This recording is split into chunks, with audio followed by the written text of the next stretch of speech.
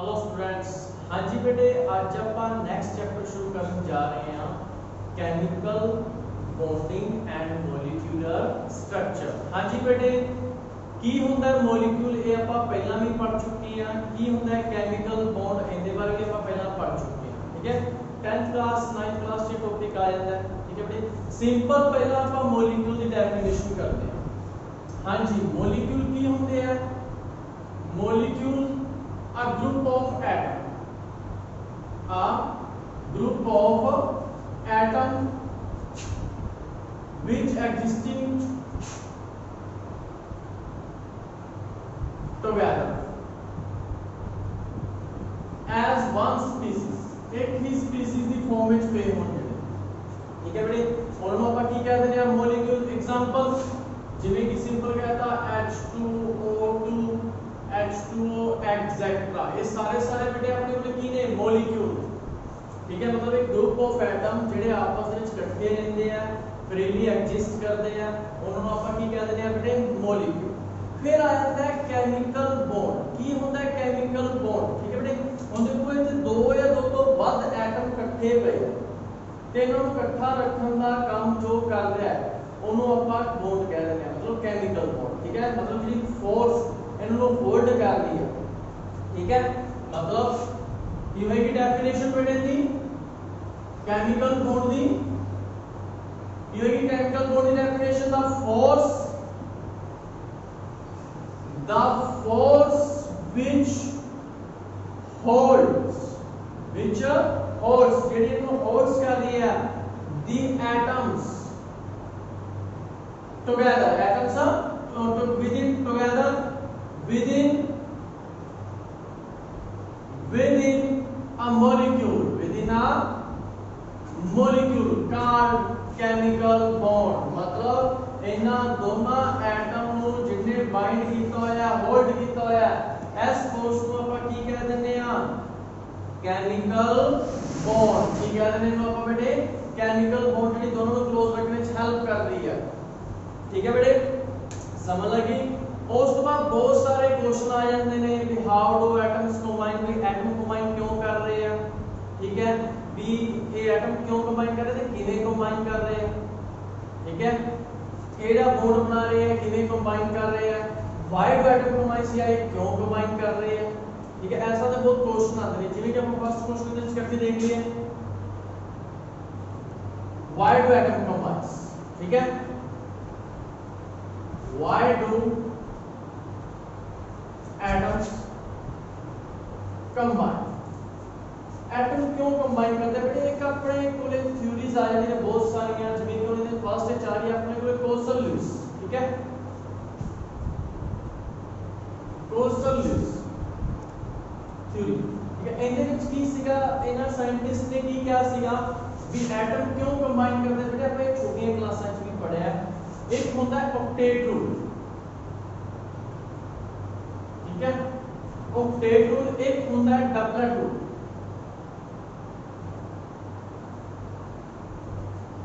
हाँ जी, की होता है ऑक्टेट रूल? इनको ही आपको क्वेश्चन आंसर मिलेगा why do atom combine. Octet rule की होता है an atom complete its after shell electronic configuration, outer shell electronic configuration. ठीक है, ये आपकी outer shell electronic configuration achieve करता है। कदों अचीव करेगा? आपकी large shell they which 8 electron पूरे करके। ठीक है, electron in the outermost shell कितने होने चाहिए ने? 8 होने चाहिए। Contain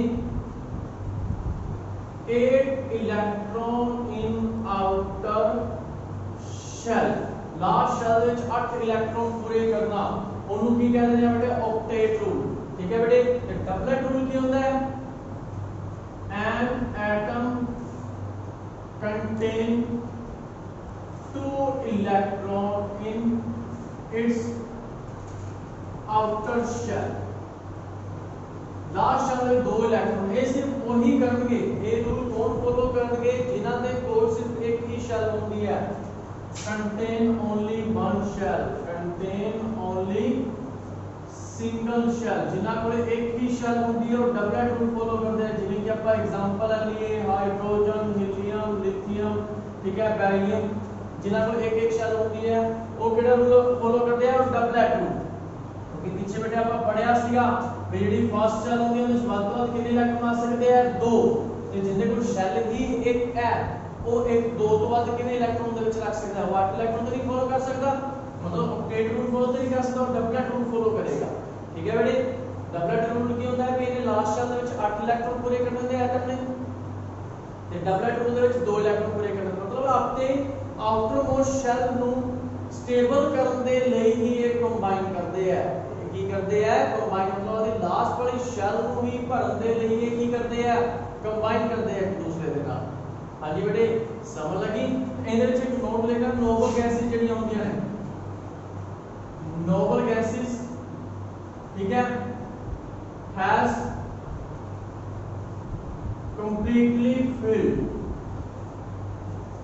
outer shell electronic configuration ये completely filled होती है ठीक है ਜਿਹੜੀਆਂ ਆਪਣੇ ਕੋਲੇ gases ने group 18 ठीक है बेटे helium neon argon krypton xenon ठीक है ये सारी ਦੇ ਸਾਰੀਆਂ ਆਪਣੇ ਕੋਲੇ ਕੀ ਹੁੰਦੀਆਂ ਨੇ ਇਹ ਸਾਰੀਆਂ ਦੇ ਸਾਰੀਆਂ ਕੰਪਲੀਟਲੀ ਫਿਲਡ ਹੈ ਬੇਟੇ ਆਪਣੇ ਕੋਲ ਜਿਹੜੀ ਨੋਬਲ ਗੈਸਿਸ ਨੇ ਠੀਕ ਹੈ ਬੇਟੇ ਉਸ ਤੋਂ ਬਾਅਦ ਇਹਦਾ octet rule doublet rule simple ਚੀਜ਼ਾਂ ਨੇ ਬੇਟੇ 10th ਕਲਾਸ ਵਿੱਚ ਪੜੀਆਂ ਨੇ ਫਿਰ ਆ ਜਾਂਦਾ ਹਾਊ ਡੂ ਐਟਮਸ ਕੰਬਾਈਨ ਇਹ ਵੀ ਇੰਪੋਰਟੈਂਟ ਹੈ ਹਾਊ ਡੂ एटम्स कंबाइन किवें करदे आ ਇਹ ਵੀ 10th क्लास ਦਾ ਟੌਪਿਕ ਹੀ ਹੈ ਬੇਟੇ ਠੀਕ ਹੈ ਇਹਦੇ ਵਿੱਚ ਹੁੰਦਾ ਹੈ ਇੱਕ ਤਾਂ ਆਇਨਿਕ ਬੌਂਡ ਕਿਹੜਾ ਬੌਂਡ ਆਉਂਦਾ ਹੈ ਆਇਨਿਕ ਬੌਂਡ ਜਾਂ ਜਿਹਨੂੰ ਆਪਾਂ ਕੀ ਕਹਿ ਦਿੰਦੇ ਆ ਇਲੈਕਟ੍ਰੋਵੈਲੈਂਟ ਬੌਂਡ ਕਿਹੜਾ ਬੌਂਡ ਕਹਿ ਦਿੰਦੇ ਆ ਇਲੈਕਟ੍ਰੋਵੈਲੈਂਟ ਬੌਂਡ ਆਇਨਿਕ ਬੌਂਡ ਜਾਂ ਇਲੈਕਟ੍ਰੋਵੈਲੈਂਟ ਬੌਂਡ ਹਾਂਜੀ ਕੀ ਹੁੰਦਾ ਆਇਨਿਕ ਬੌਂਡ ਜਾਂ ਇਲੈਕਟ੍ਰੋਵੈਲੈਂਟ bond when completely transfer of electron from one atom to another ਜਦੋਂ एक एटम तो दूसरे एटम ਤੇ ਕੰਪਲੀਟਲੀ ਟ੍ਰਾਂਸਫਰ ਹੋ ਜਾਂਦੀ ਹੈ ਇਲੈਕਟ੍ਰੋਨ ਦੀ ਉੱਥੇ ਜਿਹੜਾ ਬੌਂਡ ਫਾਰਮ ਹੁੰਦਾ ਉਹਨੂੰ ਆਇਨਿਕ ਬੌਂਡ ਜਾਂ ਇਲੈਕਟ੍ਰੋਵੈਲੈਂਟ ਬੌਂਡ ਕਹਿ ਦਿੰਦੇ ਆ ਬੇਟੇ ਆਪਾਂ ਜਿਵੇਂ ਕਿ ਆਪਾਂ ਐਗਜ਼ਾਮਪਲ ਲੈ ਲਈਏ NaCl ਠੀਕ ਹੈ ਬੇਟੇ NaCl ਦਾ ਐਗਜ਼ਾਮਪਲ ਲੈ ਲਈਏ ਇਹਦੇ ਵਿੱਚ ਕੀ ਹੋਏਗਾ ਆਪਣੇ ਕੋਲੇ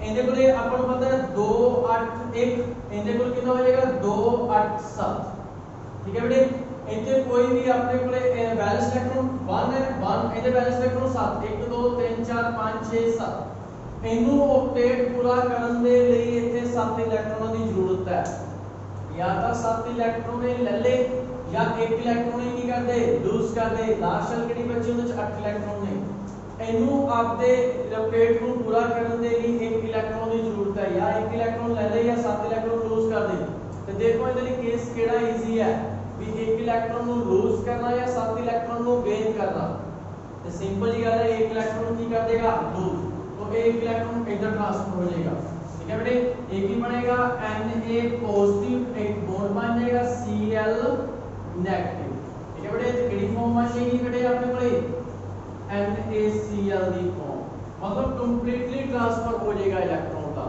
एक एटम तो दूसरे एटम ते ये होता है आयनिक बॉन्ड या इलेक्ट्रोवैलेंट बॉन्ड ये बेटे अपन 10th क्लास कीते हुए हैं नेक्स्ट जिन्हें आ जाएगा अपने कोले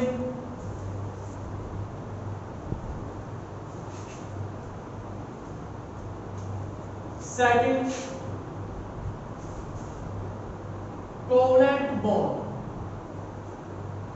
by sharing of electron, by mutual sharing of electron, by mutual sharing of electrons. In this video completely mutual sharing होएगी, ठीक है?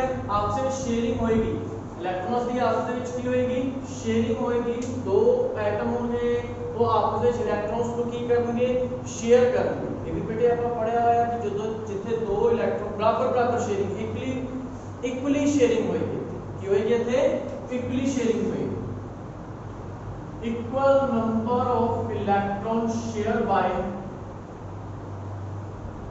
both एटम्स दोनों एटम द्वारा equal number of atom share किए जाएंगे ਉੱਥੇ ਆਉਂਦਾ ਕੋਵੈਲੈਂਟ ਬੌਂਡ ਇਹ ਆਪਾਂ ਪੜਿਆ ਠੀਕ ਹੈ ਬੇਟੇ ਇਹ ਵੀ ਪੜਿਆ ਹੋਇਆ ਹੈ ਜਿੱਥੇ ਕੰਪਲੀਟਲੀ ਟ੍ਰਾਂਸਫਰ ਹੋਗੀ ਆਇਨਿਕ ਬੌਂਡ ਜਿੱਥੇ ਸ਼ੇਅਰਿੰਗ ਹੋਗੀ ਇਲੈਕਟ੍ਰॉन्स ਦੇ ਉੱਥੇ ਕੀ ਹੋ ਜਾਏਗਾ ਬੇਟੇ ਕੋਵੈਲੈਂਟ ਬੌਂਡ ਜਿਵੇਂ ਇਹਦਾ ਐਗਜ਼ਾਮਪਲ ਕਰਕੇ ਦੇਖ ਲਈ ਆਪਾਂ ਠੀਕ ਹੈ ਜੀ एग्जांपल कर लेते हैं ਆਪਾਂ H ਦਾ H2 ਦਾ ਇਹ एग्जांपल कर लेते हैं हाइड्रोजन है एक वैलेंस इलेक्ट्रॉन एक प्लस हाइड्रोजन है वैलेंस इलेक्ट्रॉन एक हां जी ये डबलेट रूल फॉलो करेंगे केड़ा रूल फॉलो करेंगे डबलेट क्योंकि एक ही शेल है दोनों में की होएगा ये आपका इलेक्ट्रॉन एक इंद्रल इलेक्ट्रॉन ने शेयर किया ये इंद्रल शेयर कर लेगा दोनों ने एक इलेक्ट्रॉन शेयर कर लिया की बन गया H बॉन्ड H ਜਿਹੜਾ ਇਹ ਬੌਂਡ ਬਣੇਗਾ ਇਹਨੂੰ ਕਿਹੜਾ ਬੌਂਡ ਕਹਿ ਦੇਂਗੇ ਆਪਾਂ ਕੋਵੈਲੈਂਟ ਬੌਂਡ ਠੀਕ ਹੈ ਬੇਟੇ ਜਿਹੜਾ ਇੱਥੇ ਬੌਂਡ ਬਣਿਆ ਸੀ ਇਹ ਕਿਹੜਾ ਬੌਂਡ ਸੀਗਾ ਆਪਣੇ ਕੋਲੇ ਆਇਨਿਕ ਬੌਂਡ ਹਾਂਜੀ ਬੇਟੇ ਸਮਝ ਲੱਗੀ ਕੋਈ ਪ੍ਰੋਬਲਮ ਹਾਂਜੀ ਸ਼ੇਅਰਿੰਗ ਦੇ ਵਿੱਚ ਇੱਥੇ ਇੱਕ ਹੋਰ ਟਾਈਪ ਆਏ ਨੇ ਜਿਹਨੂੰ ਆਪਾਂ ਕੋਆਰਡੀਨੇਟ ਬੌਂਡ ਵੀ ਕਹਿ ਦਿੰਦੇ ਆ ਕਿਹੜਾ ਬੌਂਡ ਕਹਿ ਦਿੰਦੇ ਆ ਕੋਆਰਡੀਨੇਟ ਬੌਂਡ ਜਾਂ ਹੋਰ ਇਹਨੂੰ ਕੀ ਕਹਿ ਦਿੰਦੇ ਆ ਆਪਾਂ ਡੈਟਿਵ ਬੌਂਡ ਕਿਹੜਾ ਬੌਂਡ ਕਹਿ ਦਿੰਦੇ ਆ ਡੈਟਿਵ ਇੱਥੇ ਵੀ ਸ਼ੇਅਰਿੰਗ ਹੁੰਦੀ ਹੈ ਇੱਥੇ ਵੀ ਕੀ ਹੁੰਦੀ ਹੈ ਸ਼ੇਅਰਿੰਗ ਆਫ ਇਲੈਕਟ੍ਰੋਨ ਹੁੰਦੀ ਹੈ ਬਟ ਕੀ ਹੁੰਦਾ ਹੈ ਜਿਹੜੇ ਸ਼ੇਅਰਡ ਇਲੈਕਟ੍ਰੋਨ ਹੁੰਦੇ ਨੇ ਉਹ ਸਿਰਫ ਇੱਕ ਐਟਮ ਦੇ ਹੀ ਹੁੰਦੇ ਆ ਠੀਕ ਹੈ ਇੱਥੇ ਵੀ ਕੀ ਹੋਏਗਾ ਬਾਈ ਇਹ ਵੀ ਕੀ ਹੋਏਗਾ by sharing of electron but ਜਿਹੜੇ ਸ਼ੇਅਰਡ ਪੇਅਰ ਇਲੈਕਟ੍ਰੋਨ ਹੋਣਗੇ शेयर्ड पेयर इलेक्ट्रॉन होंगे ठीक है इलेक्ट्रॉन्स आर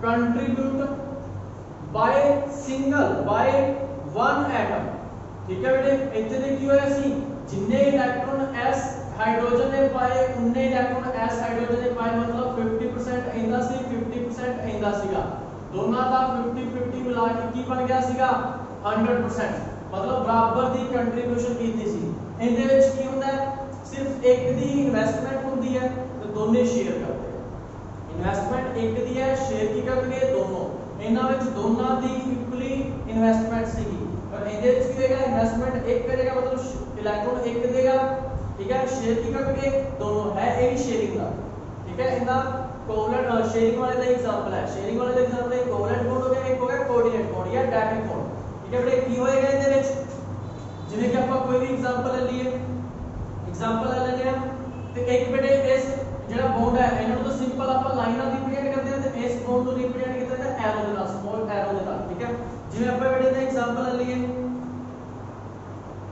BF3NH ਠੀਕ ਹੈ ਇਹਨਾਂ ਦੋਨਾਂ ਦੇ ਵਿੱਚ ਜਿਹੜਾ ਬੌਂਡ ਬਣੇਗਾ ਉਹ ਕਿਹੜਾ ਬੌਂਡ ਹੁੰਦਾ ਹੈ ਕੋਆਰਡੀਨੇਟ ਬੌਂਡ ਹੁੰਦਾ ਜਿਵੇਂ ਕਿ ਆਪਾਂ ਨੂੰ ਪਤਾ ਹੈ ਨਾਈਟ੍ਰੋਜਨ ठीक है जी एटॉमिक नंबर कितना हो गया इसका ਇਹਨਾਂ ਇੱਕ ਹਾਈਡਰੋਜਨ ਇੱਥੇ ਲੱਗ ਗਿਆ ਇੱਕ ਹਾਈਡਰੋਜਨ ਇੱਥੇ ਲੱਗ ਗਿਆ ਇੱਕ ਹਾਈਡਰੋਜਨ ਇੱਥੇ ਦੇ ਕੋਲ ਦੋ ਇਲੈਕਟ੍ਰੋਨ ਪਏ ਆ ਕਿ ਪੰਜ ਹੁੰਦਾ ਐਟॉमिक ਨੰਬਰ ਇੱਕ ਇਹਦੇ ਨਾਲ ਸ਼ੇਅਰ ਕਰਦਾ ਇੱਕ ਇਹਦੇ ਨਾਲ ਸ਼ੇਅਰ ਕਰਦਾ ਇੱਕ ਇਹਦੇ ਨਾਲ ਦੋ ਬਚ ਗਏ ਪਲੱਸ ਬੋਰੋਨ ਇਹਦੇ ਕੋਲ ਤਿੰਨ ਹੀ ਹੁੰਦੇ ਆ ਇੱਕ ਇਹਦੇ ਨਾਲ ਸ਼ੇਅਰ ਕਰ ਲਿਆ ਇੱਕ ਇਹਦੇ ਨਾਲ ਸ਼ੇਅਰ ਕਰ ਲਿਆ ਇੱਕ ਇਹਦੇ ਨਾਲ ਹਾਂਜੀ ਚੈੱਕ ਕਰੋ ਹਾਈਡਰੋਜਨ ਦੇ ਦੋ ਇਲੈਕਟ੍ਰੋਨ ਕਿਉਂਕਿ ਇੱਕ ਬੌਂਡ ਦੇ ਵਿੱਚ ਦੋ ਇਲੈਕਟ੍ਰੋਨ ਹੁੰਦੇ ਆ हाइड्रोजन को दो इलेक्ट्रॉन स्टेबल हाइड्रोजन को दो इलेक्ट्रॉन स्टेबल हाइड्रोजन को दो इलेक्ट्रॉन स्टेबल नाइट्रोजन 1 2 3 4 5 6 7 8 क्योंकि एक बॉन्ड ਦੇ ਵਿੱਚ ਦੋ ਇਲੈਕਟ੍ਰੋਨ ਨੇ ਤਿੰਨ ਬੌਂਡ ਬਣੇ ਹੋਏ ਆ 6 ਇਲੈਕਟ੍ਰੋਨ 6 7 8 ਇਹ ਵੀ ਆਪਰੇਟ ਪੂਰਾ ਕਰ ਗਿਆ ਆਪਦਾ ਬੋਰੋਨ ਇਹਦੀ ਫਲੋਰੀ ਦੀ ਗੱਲ ਕਰਦੇ ਆ ਇਹਨਾਂ ਦੇ ਕੋਲ 7 ਇਲੈਕਟ੍ਰੋਨ ਹੁੰਦੇ ਨੇ 6